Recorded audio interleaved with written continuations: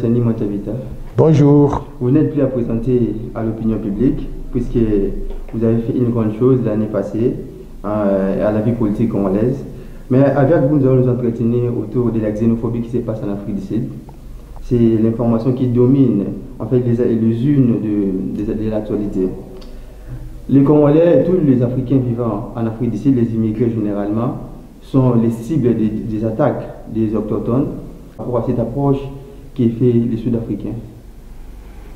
Oui, je suis avec intérêt, je suis très attristé de constater qu'entre pays africains, il y a ce genre de traitement réservé aux ressortissants africains. D'abord, je voudrais présenter toutes mes condoléances aux familles des victimes congolaises. J'ai vu des scènes d'horreur, des gens jetés du 15e étage des gratte-ciel sud-africains et des gens sur qui la police sud-africaine tire à boulet rouge, alors que ces personnes étaient inoffensives. Donc je pense que ce n'est pas africain, la solidarité, ce n'est pas humain, c'est juste inacceptable, c'est révoltant. Je me suis mis à la place de ces compatriotes qui vivent dans ces pays-là, parce que moi-même, comme vous savez, j'ai vécu pendant 40 ans dans des pays étrangers. Et quand on est à l'étranger, on quitte son pays espérant trouver mieux ailleurs. Et quand on est sujet à ce genre de comportement, de traitement, on se retrouve dans la situation où on ne sait pas quoi faire. Je sais qu'au niveau de l'Union africaine, tous les pays africains veulent réaliser ce qu'on appelle l'intégration africaine, pour que l'Afrique devienne comme un seul pays. Au fait, on devrait être un seul pays, comme les États-Unis ont réussi à mettre ensemble les différents États pour constituer aujourd'hui donc les États-Unis d'Amérique. Nous devrions aussi constituer les États-Unis d'Afrique, et c'est ça l'idée derrière l'Union africaine. Tout récemment, on a même mis en place ce qu'on appelle la zone de libre-échange africaine, qui veut promouvoir ce qu'on appelle la libre circulation des personnes et des biens. Je pense qu'il y a beaucoup de contradictions au niveau de ce qui se fait sur le plan politique au niveau africain et les réalités sur le terrain. Comment pouvons-nous penser réaliser l'intégration africaine, réaliser la libre circulation des personnes et des biens à l'intérieur donc de tout le continent africain, pendant que l'Afrique du Sud est en train de maltraiter les autres Africains qui vivent sur son territoire. Donc c'est contradictoire. Moi, je voudrais appeler à la responsabilité, non pas simplement des autorités africaines en général, mais surtout de nos autorités congolaises, pour que nous puissions prendre en main le destin de nos compatriotes afin qu'ils ne soient pas sujets à de telles atrocités quand ils vont donc à l'étranger.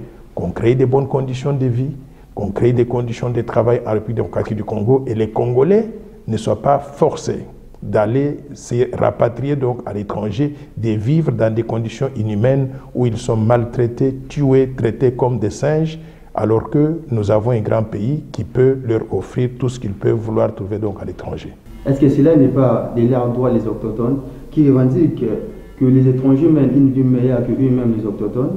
Pourquoi? Parce que les étrangers qui sont en Afrique du Sud occupent des postes de luxe dans les bureaux. Ces étrangers-là vexent même à exécuter le petit commerce qui est réservé pour les nationaux. Est-ce qu'ils n'ont pas droit de réclamer cette liberté? Quelle que soit la justification que ces Sud-Africains puissent avoir, ils n'ont aucun droit de ôter la vie à un être humain. Nul sur terre n'a le droit de ôter la vie à quelqu'un d'autre, quelle que soit la justification. S'ils estiment que ce sont les étrangers qui sont venus prendre donc cela, ils peuvent exprimer donc des mécontentements, mais il y a des moyens de pouvoir exprimer ces mécontentements sans pouvoir se donner à des atrocités aussi inhumaines que celles que nous avons vues. Il y a des Sud-Africains qui vivent dans d'autres pays africains, en République démocratique du Congo. Nous avons des entreprises sud-africaines, nous les acceptons. Nous sommes une terre d'accueil. Nous accueillons tout le monde. Et les étrangers se sentent même en liberté, plus en liberté chez nous en République démocratique du Congo que les Congolais qui vivent donc sur notre territoire. Donc nous attendons aussi qu'à l'étranger, qu'on puisse nous réserver donc le même traitement. Moi, je crois que l'Afrique doit regarder ces défis avec beaucoup de responsabilité. Les défis que nous avons sont les défis d'éducation. Il faut que tout le monde puisse avoir accès à l'éducation, tout le monde soit bien formé, qu'on crée des opportunités, pas pour quelques-uns, mais pour tout le monde. Mais pour y arriver, je pense que c'est pour cela qu'au niveau donc continental, Au niveau de l'Union africaine, on est en train de promouvoir des initiatives telles que la zone de libre-échange africaine pour qu'il y ait plus d'investissements en Afrique, qu'on crée plus d'opportunités, pas pour les Sud-Africains seulement, mais pour tout le continent africain d'une façon générale. On ne va pas régler les problèmes d'un pays en fermant des frontières. On va régler les problèmes d'un pays quand on a fait un diagnostic réaliste de la situation du pays et qu'on a trouvé des solutions structurelles à long terme pour qu'il y ait création d'emplois, non pas simplement pour les Sud-Africains, mais également pour les autres citoyens donc, du continent. Congolais comme Moïse Katumbi et Martin Fayulu, également sur le plan international. Le Nigeria a condamné clairement ces atrocités, le président de la Zambie et tout, tous ces pays condamnent ces crimes qui se passent dans ces pays de Nelson Mandela. Mais au Congo, on sent un silence radio total. Les autorités ne réagissent pas. Bon, je ne dirais pas au Congo qu'il y a un silence total, parce que j'ai suivi que le président de la République, Félix Tshisekedi, a décidé de boycotter le World Economic Forum, donc le forum économique mondial qui doit se tenir donc en Afrique du Sud. C'est une façon de donner un message clair que nous ne sommes pas d'accord avec ce qui se passe là-bas. Je voudrais qu'on puisse faire mieux que simplement cela. Par exemple, je proposerais que le gouvernement de la RDC disponibilise de quelques avions pour rapatrier les Congolais qui se trouvent en Afrique du Sud et qui voudraient rentrer au Congo. Ce n'est pas tout le monde, comme l'a fait le Nigeria, ce n'est pas tout le monde qui veut rester en Afrique du Sud. Il y en a qui sont là-bas, qui sont ce qu'on appelle en anglais trapped. Ils sont pris en sandwich. Ils ne savent pas comment s'en sortir. Et surtout que je comprends que l'ambassade même de la RDC en Afrique du Sud, aujourd'hui, n'est pas opérationnelle. Donc, il faudrait qu'on trouve des moyens diplomatiques de faire raisonner le gouvernement sud-africain, qu'on puisse organiser un endroit où les Congolais peuvent se retrouver, qu'on envoie des avions, qu'on puisse rapatrier au Congo ceux qui voudraient donc retourner le plus rapidement possible. Ça, c'est l'une des choses. Mais également, il faudrait que le gouvernement de la RDC, à travers des canaux diplomatiques, qu'on puisse mobiliser la communauté internationale. L'Union africaine, les Nations unies, l'organisation, les HCR et consorts, pour que ces organisations puissent interférer directement avec le gouvernement sud-africain et qu'on trouve des voies et moyens de sauver non pas simplement les vies des Congolais qui vivent là-bas, mais les vies de tous les autres Africains. Je voudrais déplorer une chose qui me touche, qui me semble très préoccupante. Les violences en Afrique du Sud ne sont pas des violences des Sud-Africains contre les étrangers. Ce sont des violences des Sud-Africains contre les Noirs d'Afrique, les autres ressortissants des pays africains. Et ça, c'est le pays de Nelson Mandela. C'est lui qui a lutté contre la discrimination, contre la maltraitance donc, des Noirs. Je trouve que c'est comme des frères qui sont en train de s'entretuer pour le partage d'un petit gâteau. Je voudrais que nous puissions réfléchir en tant que pays africain pour que d'abord la fraternité africaine soit affirmée et qu'aucun autre Africain ne puisse causer du tort à un ressortissant de la RDC ou du Cameroun ou du Sénégal, ainsi de suite, qu'on trouve des voies et moyens de vivre en fraternité africaine parce qu'aujourd'hui, sur le plan mondial, les pays sont en train de se regrouper pour constituer des grands blocs économiques parce qu'on a réalisé que des petites économies individuelles d'un pays ne peuvent pas donner des résultats satisfaisants sur le plan de développement. Pendant que les autres se regroupent, nous sommes en train de nous entredéchirer. C'est contraire au principe des droits humains. C'est contraire au principe même de la fondation de l'Union africaine. Il faut que les Sud-Africains soient ramenés à l'ordre et le plus rapidement possible. Le Nigeria, la RDC également emboîté les pas. Hier, c'était pratiquement une manifestation violente. La violence ou appliquer la loi des Lion. Bon, je voudrais dire que globalement, je n'encourage pas la violence ou la rétaliation, donc œil pour œil, parce que ça déborde et il peut y avoir donc des dégâts humains et matériels considérables. Mais je peux comprendre la colère de mes compatriotes. J'ai vu des scènes d'atrocités inhumaines, inacceptables. Quand vous avez des frères, vous considérez que ceux qui sont exposés à ces atrocités sont nos frères et nos sœurs. Il y a lieu de réagir comme ce que nos compatriotes sont en train de faire donc dans la rue ou bien ce qu'on a vu donc au Nigeria.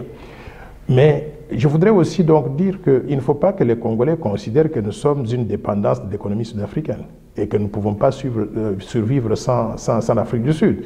Je vous informe que l'électricité que les Sud-Africains consomment vient du barrage d'Inga. Donc, s'il y a rétaliation, je voudrais que le gouvernement analyse. Je ne veux pas arriver à cette conclusion immédiatement, de façon hâtive, qu'on analyse la possibilité de pouvoir couper l'électricité d'Inga pour ramener les Sud-Africains à la table de discussion, pour les raisonner afin qu'on puisse trouver une solution qui soit dans l'intérêt de leur pays, mais également dans l'intérêt de notre pays. Je voudrais aussi qu'on sache une chose, c'est que si l'économie sud-africaine produit, c'est qu'elle vend ses produits quelque part. Elle vend ces produits-là dans d'autres pays africains. Si nous sabotons tous les produits qui viennent d'Afrique du Sud, nous mettons l'économie sud-africaine donc à genoux. Donc, ce sont des choses qui sont extrêmes, radicales. Je ne voudrais qu'on n'en arrive pas là. Je souhaiterais plutôt qu'on puisse essayer de trouver des solutions comme en famille, des solutions qui soient durables et qui puissent promouvoir le développement et des Sud-Africains et des Congolais et des autres Africains du continent. Le président Cyril Ramaphosa a condamné fermement ces atrocités. Il n'a pas toléré ces actes xénophobes. Ramaphosa doit faire mieux que ce qu'il a fait jusqu'à présent. L'Afrique du Sud dispose d'une police qui a été répressive pendant plusieurs années sous le régime d'apartheid et qui continue à jouer ce rôle-là jusqu'à aujourd'hui. Cette police-là doit être à mesure de neutraliser les atrocités de ce genre pour protéger les vies des étrangers. Je n'ai pas entendu, par exemple, que les Sud-Africains ont mis des centres quelque part où on peut regrouper les étrangers protégés par la police pour éviter qu'ils soient sujets à des atrocités telles que nous les connaissons aujourd'hui.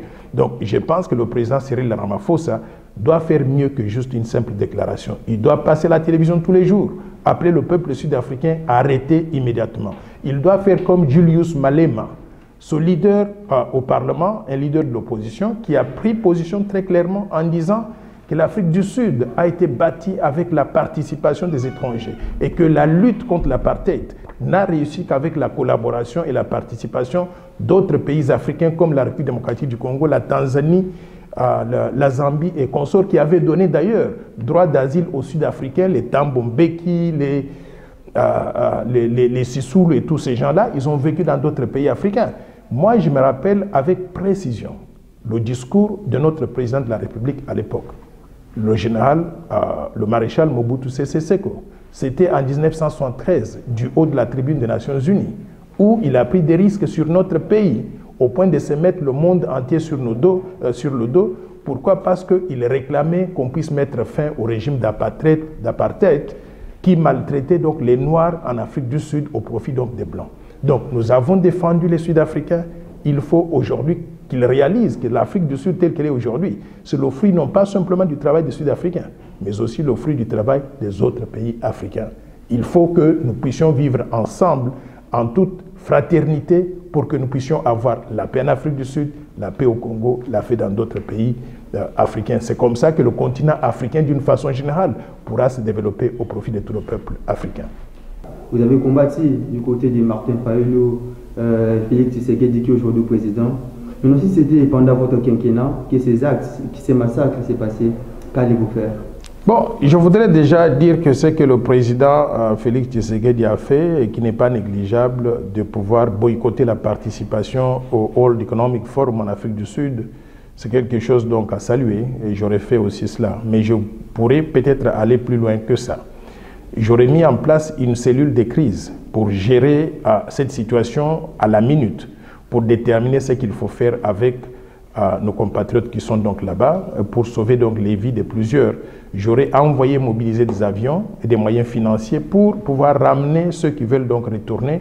J'aurais mis en place au Congo une structure d'accueil pour que ceux qui reviennent d'Afrique du Sud soient accueillis, logés, qu'on puisse leur donner des moyens de subsistance, éviter qu'ils puissent vivre la situation qu'on a connue avec les refoulés donc de Brazzaville, qui ont été abandonnés donc dans la rue. J'aurais certainement mobilisé la communauté internationale pour qu'on vienne en aide à ces compatriotes, non pas simplement les Congolais, mais les autres compatriotes africains qui sont dans la même situation donc là-bas. Et je pense qu'à la fin de la journée, j'aurais tapé très dur sur la table donc, du président Ramaphosa pour le ramener à l'ordre, en lui montrant combien d'intérêts sud-africains se trouvent en République démocratique du Congo. On a le barrage d'Inga qui leur donne de l'électricité, mais nous avons aussi des supermarchés ici qui sont inondés de produits sud-africains.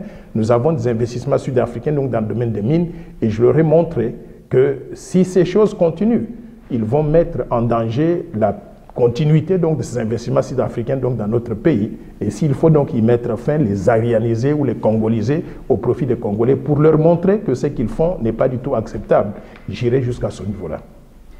vous avez eu l'occasion d'avoir la Bourse d'études lors du quinquennat du président Mobutu, puis à son âme.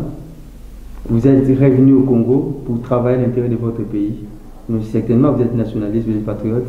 Un message à l'endroit de tous ces Congolais qui sont encore en Afrique du Sud, de toutes ces familles qui sont touchées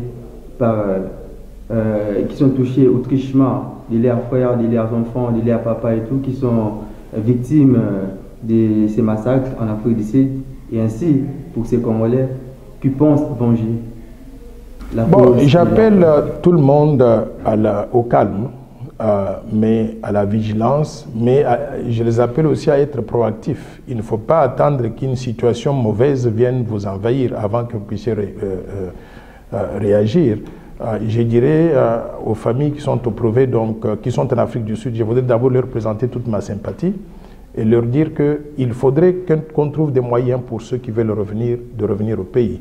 Ne pensez pas que tout est mauvais au pays. Moi, je suis revenu donc des États-Unis d'Amérique et je me plais très bien donc en République démocratique du Congo. Il y a beaucoup à faire, mais nous ne pourrons pas développer ce pays si nous avons les meilleurs de nos ressources humaines qui vivent toutes à l'étranger. Donc, si vous avez l'occasion de revenir, revenez au pays.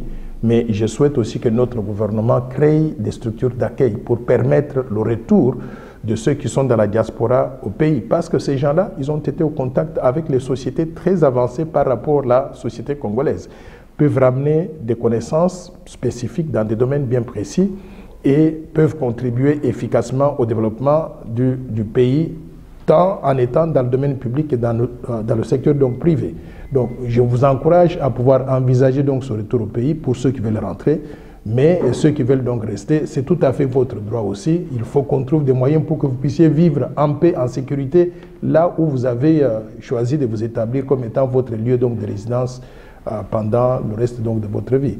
Donc, encore une fois de plus, j'invite les pays africains à plus de solidarité africaine, à plus de calme, à regarder tous dans la même direction, dans le sens de créer la paix et la stabilité dans tous les pays africains pour que le continent africain puisse se développer au profit de tous.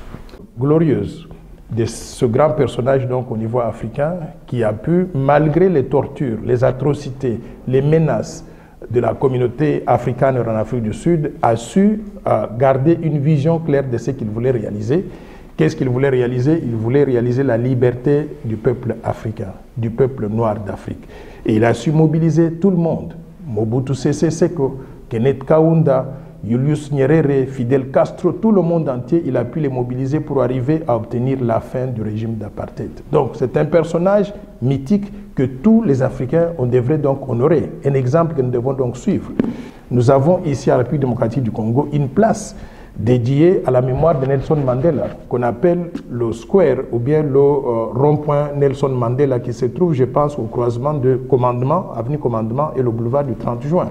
Et d'ailleurs, en protestation aux imbécilités sud-africaines, je voudrais proposer qu'on puisse changer, malgré l'amour que nous avons pour Nelson Mandela, je voudrais qu'on puisse changer la dénomination ou l'appellation de cette place-là, parce que ça va nous rappeler tout le temps le comportement du Sud-Africain, qu'on appelle cela peut-être la place